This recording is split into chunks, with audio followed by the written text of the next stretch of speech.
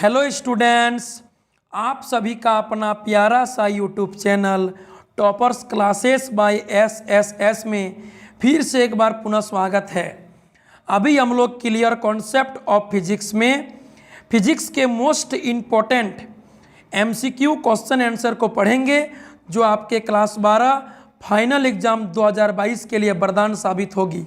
तो चलिए अभी हम लोग क्लास 12 फिजिक्स टर्म 1 एग्जाम के लिए मोस्ट इम्पोर्टेंट एमसीक्यू यानी ऑब्जेक्टिव क्वेश्चन आंसर को पढ़ेंगे, जो आपके क्लास 12 फिजिक्स यूनिट 1 यानी इलेक्ट्रोस्टैटिक्स चैप्टर से संबंधित है।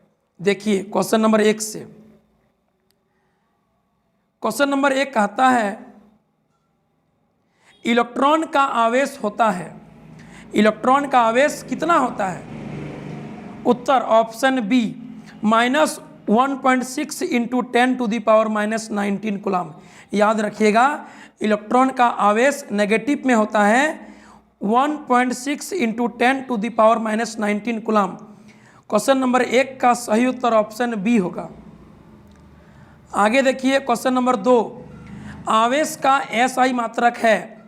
आवेश का एसआई मात्रक होता है कूलम और एम्पियर सेकेंड, यानी 2 का सही उत्तर हो जाएगा उपयुक्त दोनों, ऑप्शन सी। ठीक है, आवेश का एसआई मात्रक कूलम और एम्पियर सेकेंड दोनों होता है, तो यहाँ पर सही उत्तर हो जाएगा ऑप्शन सी, उपयुक्त दोनों। 2 का सही उत्तर ऑप्शन सी। आगे देखिए क्वेश्चन नंबर 3। निर्वात की विद्युतशीलता एप्सिलॉन नॉट का एसआई मात्रक होता है।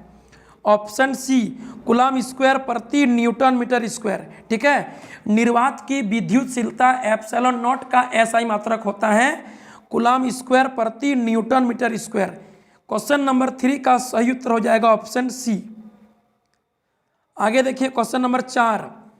पानी के लिए परावैद्युतांक एप्सिलॉन आर का मान होता है लगभग 81 होता है। ठीक है, 80 पॉइंट कुछ होता है, तो उसको हम लोग लगभग 81 बोलते हैं। पानी के लिए आपेक्षिक विद्युतशीलता परावैद्युतांक एप्सिलॉन आर का मान 81 होता है लगभग में। ठीक है, चलिए 4 का सही उत्तर ऑप्शन सी होगा। आगे देखिए क्वेश्चन नंबर 5। कूलम नियतांक के का मान होता है। कूलम का नियम में कूलम नियतांक के बराबर वायु माध्यम में 1/4 पाई एप्सिलॉन नॉट होता है, जिसका वैल्यू होता है 9 × 10⁹ न्यूटन मीटर स्क्वायर प्रति कूलम स्क्वायर। ठीक है, 5 का सही उत्तर ऑप्शन सी होगा। आगे देखिए क्वेश्चन नंबर 6। 1 कूलम आवेश बराबर होता है। 1 कूलम आवेश बराबर कितना होगा? ऑप्शन ए सही उत्तर होगा 10⁻³ मिली कूलम। ठीक है, 10⁻³ मिली कूलम। मिली में होता है 10⁻³ और यहाँ पर दिया 10⁻³, दोनों कट जाएगा। ठीक है, बचेगा 1 कूलम, यानी 1 कूलम आवेश बराबर होगा यहाँ पर आंसर 10⁻³ मिली कूलम। क्वेश्चन नंबर 6 का सही उत्तर ऑप्शन ए होगा। आगे देखिए क्वेश्चन नंबर 7। आवेश का सबसे छोटा मात्रक क्या होता है? स्टेट कूलम या फ्रैंकलिन होता है। ठीक है, आवेश का सबसे स्मॉल यूनिट स्टेट कूलम या फ्रैंकलिन होता है, जिसको आवेश का सीजीएस मात्रक भी कहते हैं। 7 का सही उत्तर ऑप्शन बी। आगे देखिए क्वेश्चन नंबर 8। किसी परावैद्युत माध्यम का आपेक्षिक विद्युतशीलता परावैद्युतांक एप्सिलॉन आर का मान कितना होता है? याद रखिएगा, वायु को छोड़कर सभी माध्यम को परावैद्युत माध्यम कहते हैं। चाहे 2 ठो आवेश के बीच पानी हो, एल्कोहल हो या कोई भी माध्यम हो, उसको बोलते हैं परावैद्युत माध्यम, वायु को छोड़कर। तो वायु का एप्सिलॉन आर का मान 1 होता है, बाकी सभी परावैद्युत माध्यम में परावैद्युतांक आपेक्षिक विद्युतशीलता एप्सिलॉन आर का मान पॉजिटिव में 1 से अधिक होता है। पॉजिटिव भी होता है और 1 से अधिक भी होता है। ठीक है, इसीलिए यहाँ पर ऑप्शन होगा सही उत्तर ऑप्शन डी। ठीक है, 8 का सही उत्तर ऑप्शन डी 5। आगे देखिए क्वेश्चन नंबर 9। परावैद्युतांक एप्सिलॉन आर का सूत्र होता है। याद रखिएगा, एप्सिलॉन आर परावैद्युतांक का सूत्र होता है माध्यम की विद्युतशीलता बटे निर्वात की विद्युतशीलता, यानी एप्सिलॉन बटे एप्सिलॉन नॉट। 9 का सही उत्तर ऑप्शन बी होगा। ठीक है, परावैद्युतांक एप्सिलॉन आर बराबर होता है माध्यम की विद्युतशीलता एप्सिलॉन बटे निर्वात की विद्युतशीलता एप्सिलॉन नॉट, यानी एप्सिलॉन आर बराबर एप्सिलॉन बटे एप्सिलॉन नॉट होता है। 9 का सही उत्तर ऑप्शन बी होगा। आगे देखिए क्वेश्चन नंबर 10, किसी वस्तु पर आवेश का क्या कारण है? किसी वस्तु पर चार्ज होने का क्या कारण है? कोई वस्तु चार्ज कैसे होता है? तो इलेक्ट्रॉन का हस्तांतरण के कारण होता है। ऑप्शन बी सही उत्तर। कोई वस्तु या तो इलेक्ट्रॉन का त्याग करता है या तो इलेक्ट्रॉन का ग्रहण करता है, जिसके चलते वस्तु धनावेशित या ऋणावेशित हो जाती है। ठीक है, किसी वस्तु पर आवेश यानी चार्ज होने का रीजन है इलेक्ट्रॉन का आना जाना, इलेक्ट्रॉन का त्यागना या ग्रहण करना। ठीक है, ऑप्शन बी सही उत्तर। आगे देखिए क्वेश्चन नंबर 11, यदि दो आवेशों के बीच की दूरी दोगुनी कर दी जाए तो उनके बीच लगने वाला बल हो जाता है।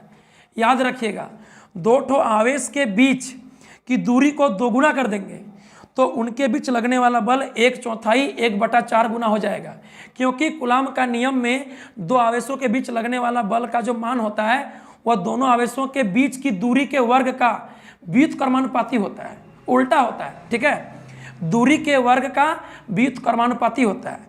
तो यहाँ पर यदि हम दोनों आवेशों के बीच की दूरी को दुगुना कर देंगे तो लगने वाला बल का मान कूलाम का नियम में क्या होगा? 1/4 1/4 गुना हो जाएगा। ठीक है, 11 का सही उत्तर ऑप्शन डी होगा। आगे देखिए क्वेश्चन नंबर 12, दो आवेश Q1 एवं Q2 का जोड़ शून्य है तो इसका तात्पर्य क्या है?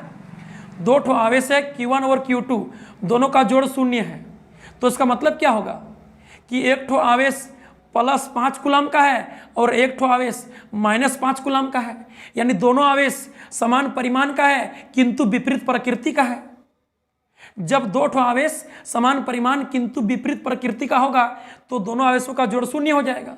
ठीक है, 12 का सही उत्तर ऑप्शन सी होगा। आगे देखिए क्वेश्चन नंबर 13, निर्वात की विद्युतशीलता एप्सिलॉन नॉट का मान कितना होता है? 8.85 × 10⁻⁻12 कूलाम स्क्वायर प्रति न्यूटन मीटर स्क्वायर होता है। ठीक है, 13 का सही उत्तर ऑप्शन सी होगा। आगे देखिए क्वेश्चन नंबर 14, आवेश का सबसे बड़ा मात्रक क्या होता है? एम्पियर घंटा, जिसको फैराडे कहते हैं। ठीक है, आवेश का सबसे बड़ा मात्रक एम्पियर घंटा होता है जिसको फैराडे कहते हैं। 14 का सही उत्तर ऑप्शन डी होगा। आगे देखिए क्वेश्चन नंबर 15, जब एक कांच की छड़ को रेशम के टुकड़े से रगड़ा जाता है तो कांच की छड़ पर कौन सा आवेश उत्पन्न होता है? बोलिए। जब एक कांच का छड़ को रेशम का टुकड़ा से रगड़ते हैं ना तो कांच की छड़ पर धन आवेश और रेशम की टुकड़ा पर नेगेटिव आवेश उत्पन्न होता है। ठीक है, क्वेश्चन में बोल रहा है कांच की छड़ पर कौन सा चार्ज उत्पन्न होगा, तो उत्तर होगा ऑप्शन ए धन आवेश। ठीक है, धन आवेश उत्पन्न होगा कांच की छड़ पर और रेशम का टुकड़ा पर उत्पन्न होगा नेगेटिव आवेश। ठीक, 15 का सही उत्तर ऑप्शन ए धन आवेश होगा कांच की छड़ पर।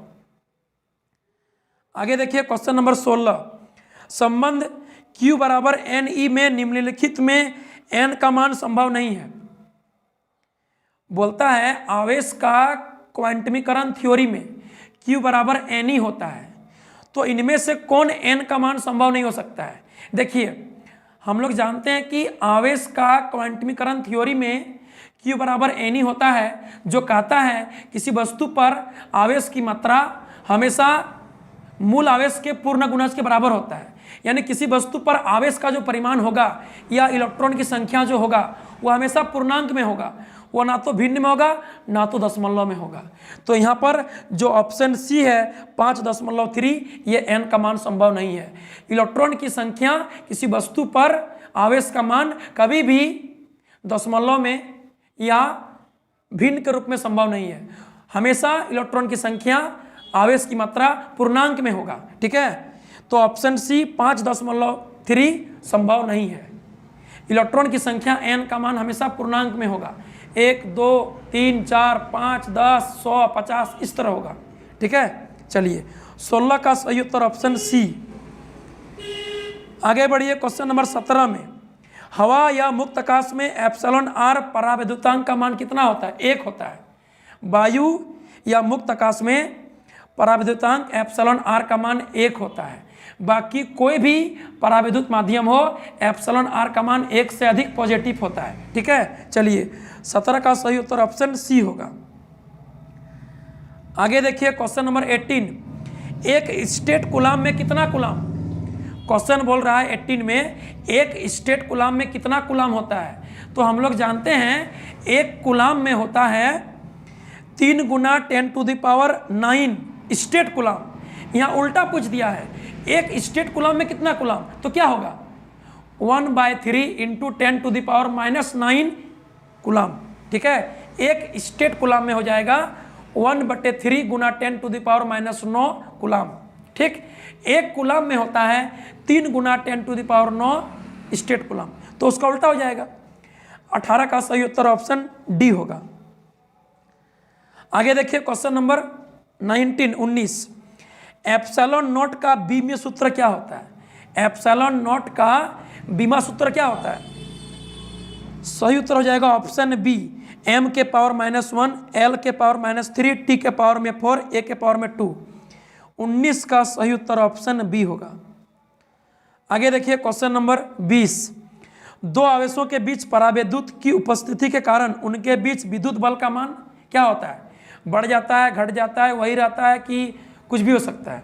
देखिए, जब दो ठो आवेश के बीच वायु या हवा माध्यम रहता है, मुक्त आकाश होता है, तो बल का मान सबसे अधिक होता है।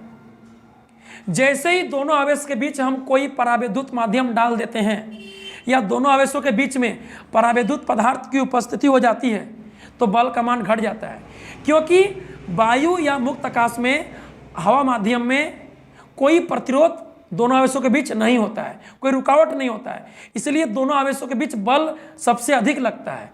लेकिन जैसे ही दोनों आवेशों के बीच हम कोई परावैद्युत माध्यम रख देते हैं या दोनों आवेशों के बीच कोई परावैद्युत पदार्थ भर देते हैं, उसका उपस्थिति हो जाता है, तो परावैद्युत पदार्थ का अपना कुछ न कुछ प्रतिरोध होगा। ठीक है, परावैद्युत पदार्थ जैसे जल हुआ, अल्कोहल हुआ, कांच हुआ, इसका कुछ न कुछ अपना प्रतिरोध होगा, तो दोनों आवेशों के बीच लगने वाला जो बल होगा उनके बीच रुकावट डालेगा, यानी बल का मान घट जाएगा। ठीक है, दोनों आवेशों के बीच वायु माध्यम में बल का मान सबसे अधिक होता है। जैसे ही दोनों आवेशों के बीच परावैद्युत पदार्थ डाल देंगे तो बल का मान घट जाएगा, क्योंकि वायु माध्यम में कोई प्रतिरोध नहीं है, कोई रुकावट नहीं है दोनों आवेशों के बीच, लेकिन परावैद्युत माध्यम में रुकावट है, प्रतिरोध है, इसलिए बल का मान वायु की तुलना में घट जाएगा। ठीक है, क्वेश्चन नंबर 20 का सही उत्तर ऑप्शन बी होगा, घट जाता है। आगे देखिए क्वेश्चन नंबर 21, चांदी का परावैद्युतांक कितना होता है? कोई भी धातु हो, चांदी हो, सोना हो, लोहा हो, एल्युमिनियम हो, सबका परावैद्युतांक एप्सिलॉन आर का मान अनंत होगा। ठीक है, 21 का सही उत्तर ऑप्शन डी, अनंत। आगे देखिए क्वेश्चन नंबर 22, एक वस्तु पर 1 माइक्रोकूलाम का नेगेटिव आवेश है, उस पर इलेक्ट्रॉन की संख्या कितनी होगी? देखिए, वस्तु पर 1 माइक्रोकूलाम का आवेश होने से इलेक्ट्रॉन की संख्या होती है 6.25 × 10⁻12 इलेक्ट्रॉन। यहाँ पर नेगेटिव आवेश है तो हो जाएगा अधिक। ठीक है, 1 माइक्रोकूलाम नेगेटिव आवेश होने से किसी वस्तु पर इलेक्ट्रॉन की संख्या 6.25 × 10⁻12 इलेक्ट्रॉन अधिक होगी। ठीक है, 22 का सही उत्तर ऑप्शन सी। आगे देखिए क्वेश्चन नंबर 23, 2 माइक्रोकूलाम एवं 6 माइक्रोकूलाम के दो आवेशों पर परस्पर लगने वाले बलों के परिणामों का अनुपात कितना होगा? दो ठो आवेश है, एक का परिमाण 2 माइक्रोकूलाम है, दूसरा का परिमाण 6 माइक्रोकूलाम है। दोनों आवेश आपस में परस्पर बल लगा रहा है, तो दोनों आवेशों पर लगने वाले परस्पर बलों के परिणामों का अनुपात कितना होगा? कूलाम का नियम न्यूटन गति के तीसरे नियम को पालन करता है, यानी एक आवेश दूसरा पर जितना बल लगाता है, दूसरा आवेश भी पहला पर उतना ही बल लगाता है।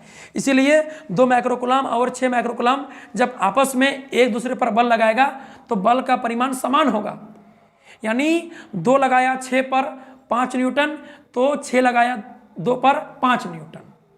दोनों आवेश एक दूसरे पर समान बल लगाएगा, यानी बल के परिणामों का अनुपात 1:1 होगा। 5/5 यानी 3/3 10/10 न्यूटन होगा, मतलब 1:1 आंसर होगा। ठीक है, याद रखिएगा कूलाम का नियम में दोनों आवेश एक दूसरे पर समान बल लगाता है, इसीलिए दोनों आवेशों पर लगने वाले परस्पर बलों का अनुपात 1:1 होगा। 5/5 10/10 3/3 तो कितना होगा? 1/1 होगा। ऑप्शन डी सही उत्तर। आगे देखिए क्वेश्चन नंबर 24। एक निश्चित दूरी पर स्थित दो इलेक्ट्रॉनों के बीच विद्युत बल कैपिटल F न्यूटन है, इतनी ही दूरी पर स्थित दो प्रोटॉन के बीच विद्युत बल कितना होगा? देखिए एक निश्चित दूरी पर दो गो इलेक्ट्रॉन स्थित है और उनके बीच F बल काम कर रहा है, तो इतनी ही दूरी पर दो गो प्रोटॉन को रखेंगे तो कितना बल काम करेगा? याद रखिएगा यहाँ पर दोनों स्थिति में दूरी समान दिया है और इलेक्ट्रॉन और प्रोटॉन दोनों का तो आवेश बराबर होता है, तो बल का मान भी समान होगा, F न्यूटन ही लगेगा। दो गो प्रोटॉन के बीच बल का मान उतना लगेगा, उतना ही लगेगा, क्योंकि दूरी भी फिक्स है और इलेक्ट्रॉन और प्रोटॉन का आवेश भी सेम होता है, तो बल का मान F ही लगेगा, चाहे दो गो इलेक्ट्रॉन के बीच हो चाहे दो गो प्रोटॉन के बीच हो, दोनों के बीच दूरी सेम है, दोनों का आवेश सेम होता है, तो बल का मान भी समान होगा, यानी F न्यूटन ही बल लगेगा। 24 का सही उत्तर ऑप्शन ए होगा। आगे देखिए क्वेश्चन नंबर 25। एक हीलियम परमाणु के नाभिक पर कितना आवेश होगा? चूंकि हीलियम परमाणु के नाभिक पर दो गो प्रोटॉन होता है और एक प्रोटॉन पर आवेश होता है प्लस 1.6 इंटू 10⁻⁻19 कूलम, तो दो गो प्रोटॉन पर आवेश हो जाएगा प्लस 2 गुना 1.6 इंटू 10⁻⁻19 कूलम, यानी ऑप्शन सी हो जाएगा सही उत्तर। प्लस 3.2 यानी 16 दूनी 32, 3.2 इंटू 10⁻⁻19 कूलम आवेश हो जाएगा। ठीक है, एक हीलियम परमाणु में दो गो प्रोटॉन होता है जिसके नाभिक पर दो गो होता है प्रोटॉन, तो एक प्रोटॉन का आवेश होता है 1.6 इंटू 10⁻⁻19 कूलम, उसको 2 से गुना कर देंगे तो हो जाएगा option C plus 3.2 into 10⁻⁻19 coulomb.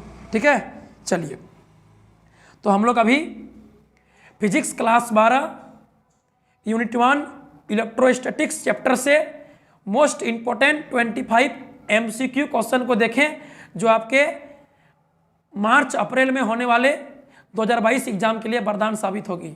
मिलेंगे अगले वीडियो में, तब तक के लिए बाय बाय, थैंक यू।